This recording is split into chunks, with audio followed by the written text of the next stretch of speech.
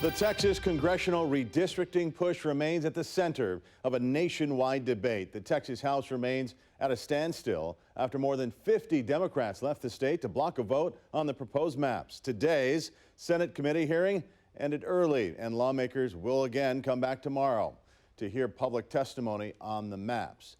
The Texas Democrats who walked out Sunday are now facing daily fines, legal threats, and a state investigation. But the big question as this quorum break continues, who's paying for all of this? CBS Austin's Abigail Velez is live at the Capitol tonight, breaking down who's funding this fight and why Republicans call it illegal. Abigail?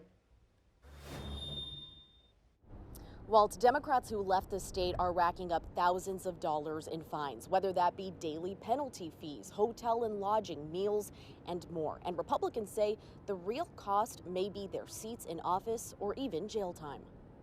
How expensive would you say this quorum break has been for you? You know, I don't know the answer to that. We're going to deal with any costs or any fines or penalties after the fact. But that cost is growing fast. Texas Democrats who left the state to block a redistricting vote are now racking up daily fines, hotel bills, and travel expenses. Former U.S. Congressman Beto O'Rourke has been helping foot the bill with his PAC, Powered by the People. A growing list of national groups and top Democrats in the country, including the House Majority PAC and U.S. Congresswoman Alexandria Ocasio-Cortez, are also chipping in to help keep Texas Dems out of the state. But back in Texas, Republican leaders say that money could be illegal. Taking or receiving a payment like they have, escape or not take a vote, subjects them to forfeiture of their seat. Texas Attorney General Ken Paxton is now investigating Beto's PAC, demanding documents and communications related to donations. He and Governor Abbott are calling it a bribery scheme. Bribery in Texas is a felony.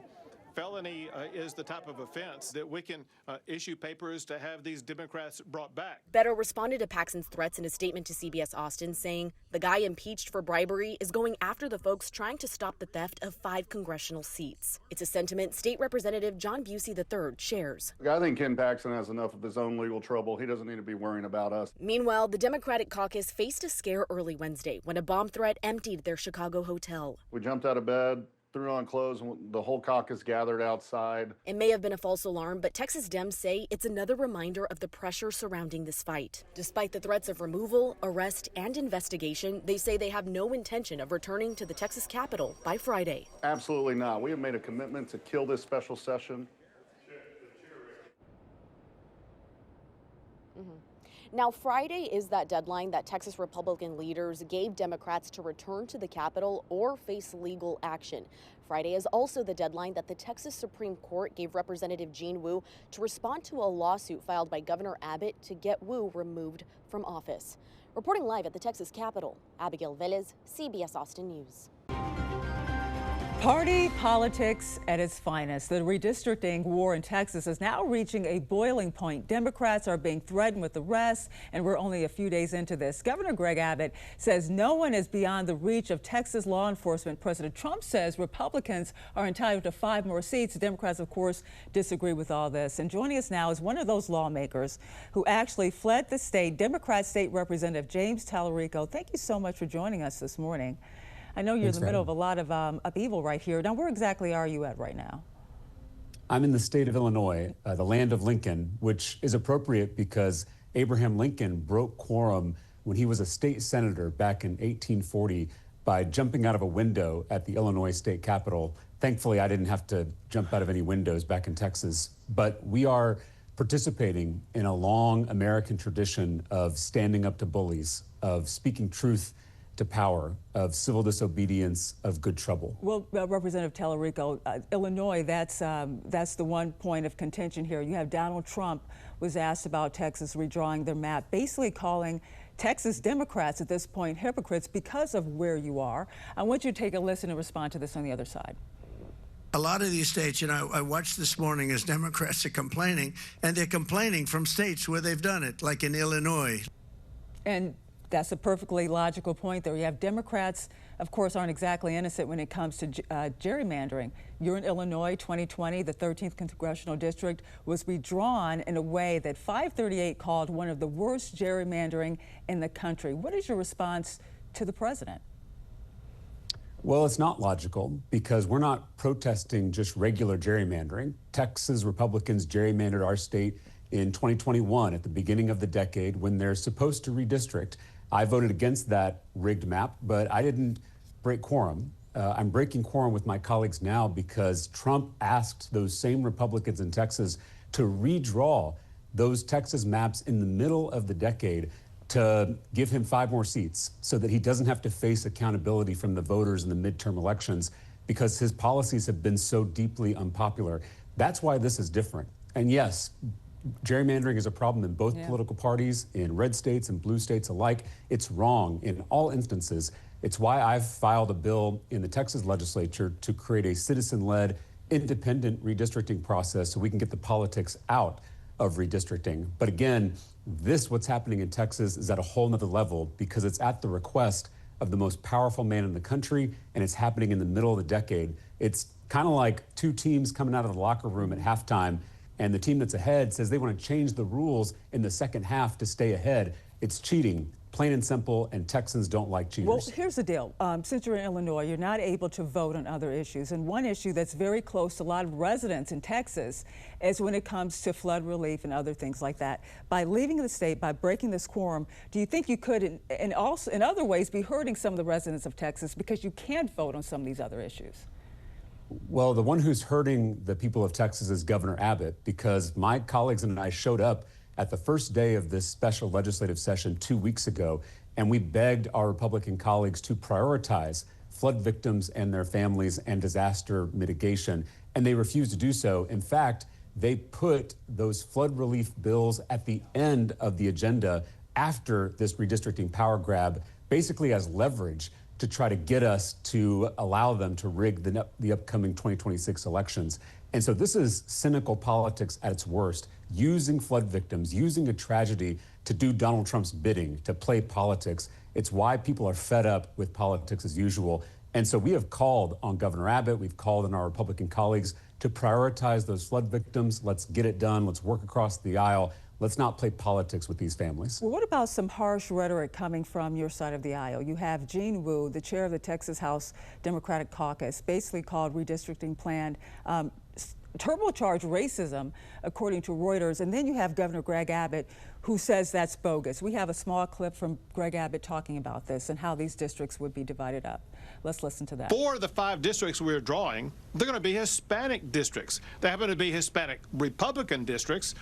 Now, what is your take on that, especially when you look at the demographics in Texas right now? You have the Texas Tribune saying that in some cases, you're seeing the numbers, where Hispanic Texans are even a larger population than some white Texans. This, Abbott said, it's not about race, but about making it more fair, according to him. Well, you know, I would say that the maps that they drew in 2021 are their maps. So this criticism of the current maps is a little silly because they're the ones who drew them, and they drew them just a few years ago. And so it's pretty clear what's happening. And Donald Trump has said it on the record, on camera, that they're doing this to get him 5 more seats because he feels like he's entitled to those seats. And I just have a fundamental disagreement with that because no politician is entitled to any seat. These seats don't belong to us. They don't belong to Donald Trump. They belong to the people. And those people in Texas and across the country, they have a God-given right to elect the representatives of their choice in free and fair elections. And it's clear that what they're doing here is diluting the power of the people to be able to hold Donald Trump accountable. And so they're going to draw these districts into crazy shapes to guarantee the outcome they want. And that's cheating, plain and simple.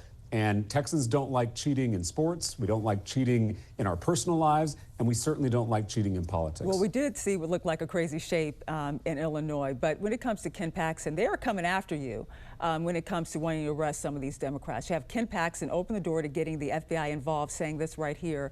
And we have a quote from Ken Paxton. "I'm in full support of using every possible method to secure a quorum and hold lawless Democratic lawmakers accountable for abandoning Texas." This is going back to not voting on things, including involving federal authorities and the FBI. How far are you going to take this fight? I mean, at this point, the FBI coming after you, possibly, how far are you going to take this? Well, it's pretty rich for the most corrupt attorney general in the country to call someone else lawless. especially when we Texas Democrats are using a tool that is protected in our state constitution. Breaking quorum is something we are allowed to do in our state constitution. It's how the minority can check the majority when they overreach, when they attempt to cheat and rig the system in their favor.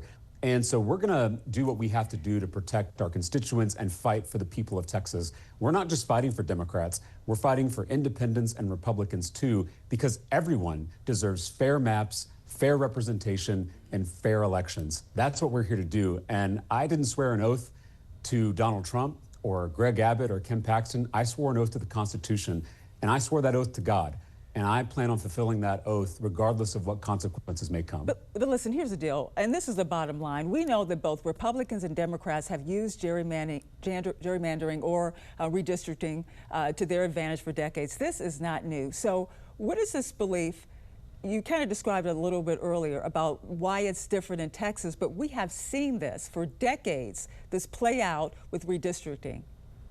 But not in the middle of the decade. Again, this is my issue. If, like a football game, if we agree to rules at the beginning of the game, then we play by those rules. And that's exactly what we did in Texas. They gerrymandered our state in 2021 at the beginning of the decade. I voted against that map. I spoke against that map, but I didn't break quorum, right? Just based on your point that gerrymandering is pretty typical, sadly. I wish it wasn't, but it is.